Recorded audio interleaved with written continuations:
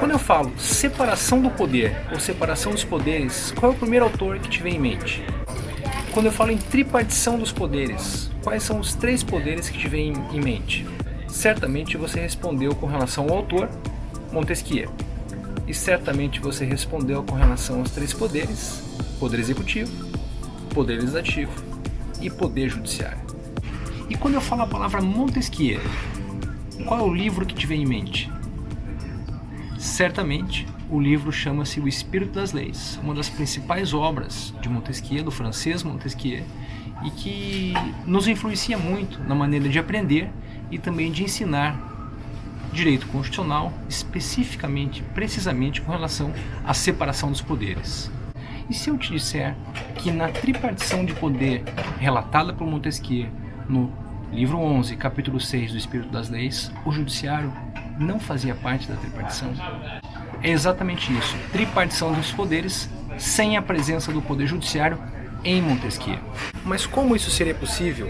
Montesquieu, falando e escrevendo sobre separação do poder, como todos nós sabemos, mas ao tratar da separação dos poderes, utilizar uma tripartição sem a presença do poder judiciário. Como isso é possível?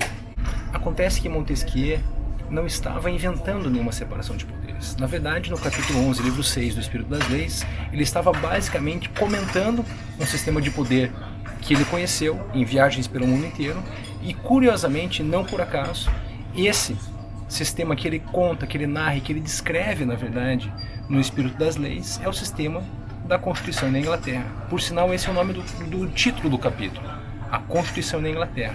E é justamente por isso, é justamente esse motivo que me anima a gravar esse vídeo justamente aqui em Londres. Logo no início do livro 11, capítulo 6 do Espírito das Leis, Montesquieu deixa bem claro que de todas as viagens que ele tinha feito e tudo que ele já tinha estudado, o sistema mais perfeito que ele tinha encontrado era o sistema da Inglaterra. Mas o que torna o sistema inglês tão diferente ao ponto de a gente poder afirmar com certo grau de precisão que o poder judiciário deles não tem um perfil tão parecido com o poder judiciário brasileiro, como o poder judiciário brasileiro, por exemplo? O que eu vou te dizer agora é bem diferente daquilo que nós aprendemos, especialmente no âmbito das graduações em Direito, a respeito da tripartição de poderes em Montesquieu. O que nós normalmente aprendemos? Nós aprendemos que Montesquieu defendeu uma tripartição de funções envolvendo os poderes legislativo, executivo e judiciário. Mas o que eu vou te dizer é bastante diferente disso. É baseado nas aulas que tive com o professor Manuel Gonçalves Ferreira Filho, na Faculdade de Direito, na Universidade de São Paulo. E o que eu vou te dizer também é baseado na influência e num artigo publicado pelo meu orientador de doutorado, o professor doutor José Levi Melo do Amaral Júnior. Ele deu a aula, enfim, e eu fui conferir. A sugestão dele é que nós buscássemos ler esse trecho do Espírito das Leis no original em francês. E ele deu uma dica. Procurem no francês duas palavras. Pouvoir, que seria poder, e puissance, que seria potência. E ele deu outra dica. Ele fala assim, quando Montesquieu se refere ao ato de julgar, ele usa a palavra puissance, que foi traduzida para o português nas obras que nós tivemos acesso como poder. E isso muda todo o sentido da coisa. E ele deu uma terceira dica. Olhem o contexto. Esse livro e esse capítulo em específico, Montesquieu não está inventando a tripartição. Ele está comentando um sistema que ele conheceu. Tanto é que o nome do capítulo é A Constituição da Inglaterra. Porque Montesquieu tinha circulado o mundo e tinha morado 2 anos na Inglaterra. Ele abre esse capítulo dizendo, olha, este é o sistema mais perfeito que eu encontrei.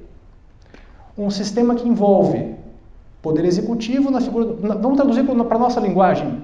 O poder executivo seria traduzido na figura do monarca. Só que naquela época, já com Bill of Rights jurado, com Revolução pós-Revolução Gloriosa, uns 60 anos, o parlamento já tinha proeminência. Então tá, você tem um poder do monarca, que tem a virtude do rei. E você tem, no sistema inglês, algo que nós todos conhecemos das aulas de ED e TGE, que é um sistema bicameral. 2 câmaras no parlamento inglês. A Câmara dos Lordes e a Câmara dos comuns. E essa é a tripartição que Montesquieu comenta no sistema inglês. A virtude do rei, a riqueza dos nobres e a liberdade dos comuns. Esse é um sistema genuinamente tripartite, em que num sistema bicameral só sai do parlamento aquilo que for de interesse de acordo povo e nobres. O que os nobres não quiserem, os nobres bloqueiam ou não votam ou alteram. A mesma coisa os comuns. Esse é um sistema de controle dentro do poder legislativo parlamentar. E claro que o poder do monarca, enfim, tem o poder de veto, enfim, aquilo que nós hoje somos herdeiros. Mas essa é a tripartição. Virtude do rei, liberdade dos comuns e riqueza dos nobres. Aí nós vamos buscar em outro autor chamado John Locke, que todos nós também conhecemos e às vezes tocamos de ouvido. Eu sempre toquei de ouvido até ir buscar a obra no original. O segundo Tratado do Governo Civil. Essa obra foi publicada cerca de 50 anos antes do Espírito das Leis. E ela se destina a quê? A comentar o mesmo sistema inglês, só que por um inglês que na introdução dedica a obra inteira ao rei William III, que 2 anos antes tinha jurado o Bill of Rights, dando proeminência ao parlamento inglês. E o que a gente encontra em John Locke? A mesma coisa, com uma linguagem um pouco diferente, mas a conclusão é a mesma, a proposição é a mesma. Virtude do rei, liberdade do povo e riqueza dos nobres. Só que Montesquieu fala, e Érico mencionou muito bem isso do juiz boca da lei, e aí é o contexto da nossa conversa. Montesquieu, num trecho, ele fala assim: os juízes são as bocas que pronunciam as palavras da lei, seres inanimados, sem movimento, seres inertes. Mas juiz para Montesquieu é uma pessoa coletada na sociedade ao modo de Atenas, ou seja, por sorteio ou eleição. Não é uma carreira constituída, isso é muito importante para nós, porque ele está comentando um sistema em que o Poder Judiciário não entrega a tripartição. O poder de julgar aquela posição, aquela potência, que não é poder, é realizado por pessoas entre nós, que são eleitas ou sorteadas para essa função. Você lembra do que com isso, que a gente tem no nosso sistema? Júri. Mas quando Montesquieu fala de Aristóteles, é bom a gente ir lá na política. E na política a gente também recebe as mesmas notícias na IED e TGE. A gente aprende um pouco sobre monarquia, que é o governo de um para o bem. Pode se converter em tirania quando o governo de um se torna para o mal, ou por interesse daquela pessoa. A oligarquia é uma forma tirana de você exercer um governo de poucos, que é a aristocracia. A aristocracia é bom, a oligarquia é ruim. São poucos governando para si mesmo. E para Aristóteles, a democracia também é ruim. Porque a democracia para Aristóteles seria o governo do povo só no interesse do povo. Então Aristóteles mistura tudo e diz: o governo ideal é o seguinte, é aquele que une a virtude do rei, a riqueza dos nobres e a liberdade do povo. Exatamente como disseram os outros dois muito tempo depois. O que isso tem a ver conosco? Não muito. Porque quem bebeu Montesquieu na fonte foram 3 cidadãos que se notabilizaram na história americana como sendo os federalistas. John Jay, Alexander Hamilton e... me fugiu o terceiro. Mas os 3 ficaram conhecidos como os federalistas por quê?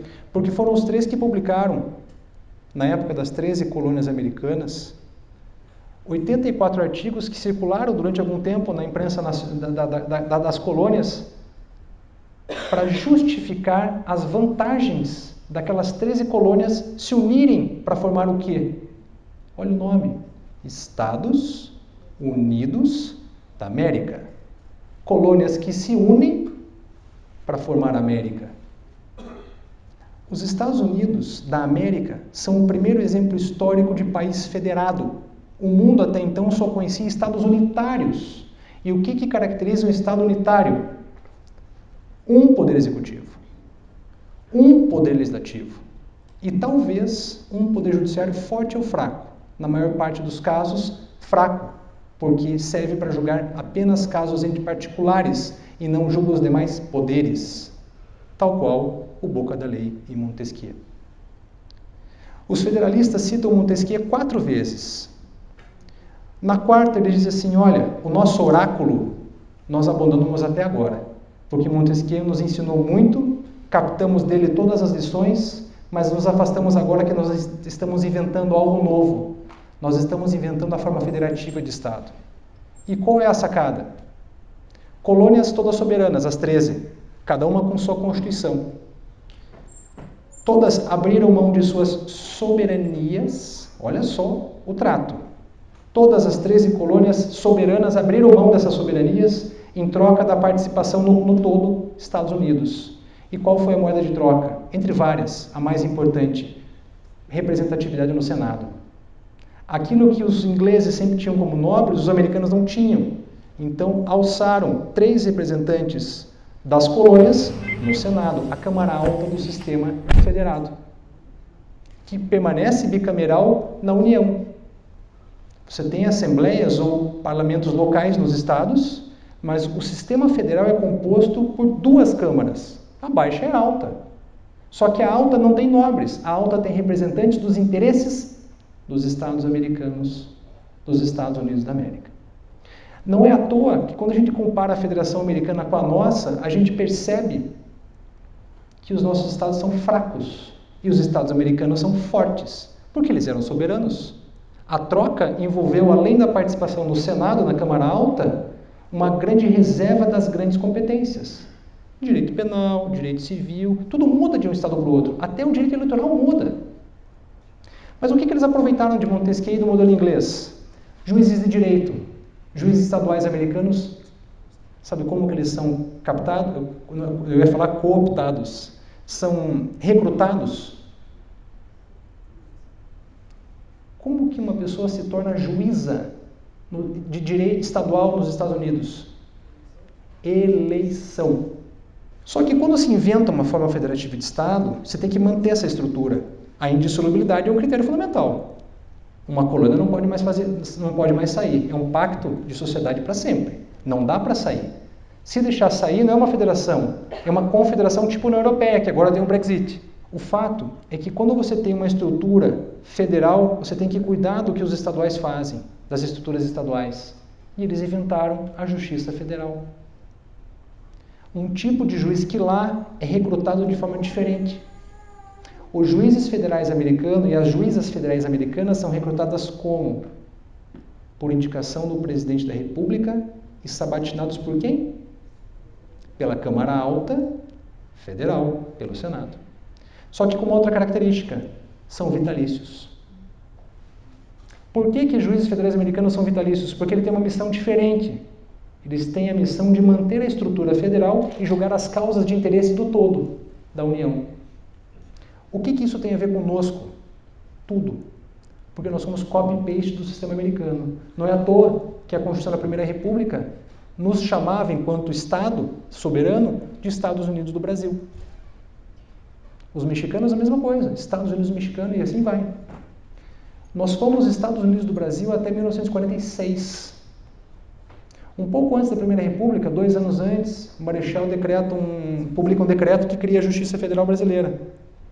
Como? Com juízes vitalícios que eram encarregados de fazer o controle de constitucionalidade. E aí entra o nosso cenário. Em algum momento da nossa história, a gente escolhe recrutamento por concurso público, que é objeto de muitos elogios, mas também de muitas críticas, enfim. O fato é que nós temos o sistema de concurso público e nós empoderamos todo o poder judiciário brasileiro em todos os ramos. Estadual, federal, trabalhista, eleitoral, militar, no controle de constitucionalidade. Eu espero que você tenha gostado desse vídeo, eu espero que ele tenha sido proveitoso e instrutivo para você. Nos vemos em breve, até a próxima, muito obrigado.